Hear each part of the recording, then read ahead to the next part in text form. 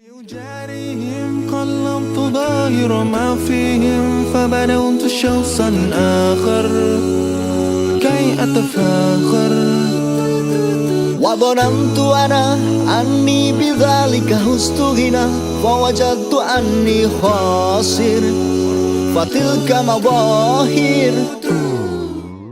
Kalau misalnya ketahuan ini bawa HP itu, kalau habisnya Pecahkan. pecahkan kan sayang ya.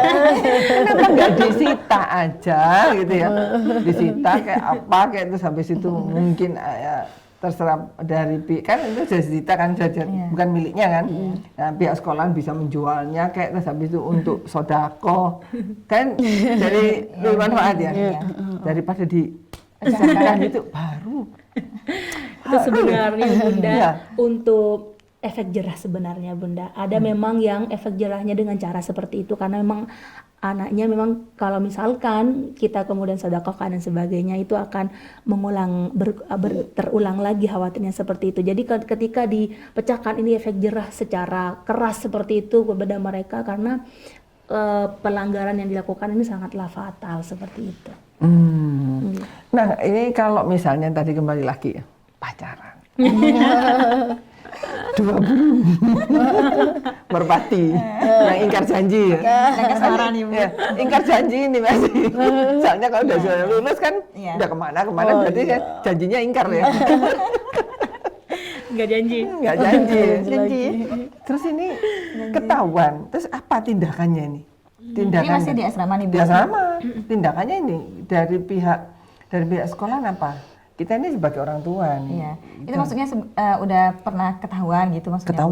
Ketahuan. Terus apa tindakannya? Iya. Ya, seperti yang saya katakan tadi Bun, itu kan hukuman di asrama itu kan berlevel, level 1, level 2 menengah dan yang paling parah itu ya sudah berulang kali melakukan itu gitu Bun.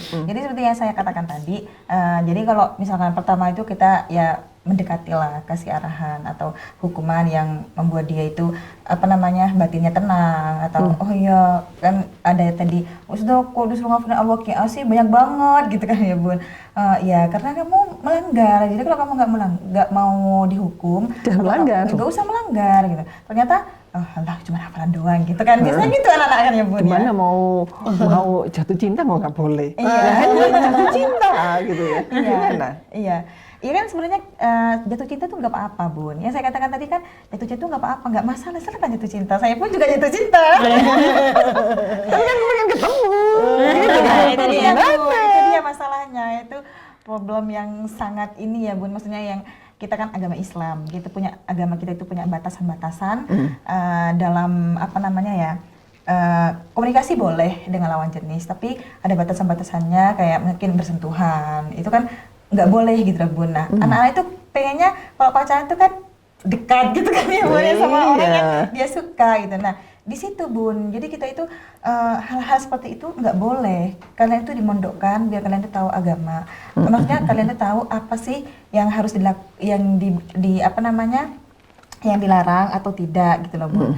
Dengan lawan jenis gitu loh Bun. Jadi kalian itu dimondokkan biar kalian tahu batasan-batasannya dan apa yang boleh dan apa yang tidak boleh kayak gitu loh Bun. Nah kalau misalkan kayak hukuman misalkan dia nggak jera-jera gitu ya Bun, level 1 dia udah nasihati, dia kasih hukuman yang ringan gitu-gitu ya Bun, kayak hafalan atau apa. Nah, kedua dia melakukan lagi, masih tetap namanya juga anak-anak ya Bun. Maksudnya kalau kadang ada anak yang keinginan tuh harus dia dapat gitu loh. Jadi saya harus ketemu ya, harus ketemu. Jadi dia melanggar, kabur misalkan.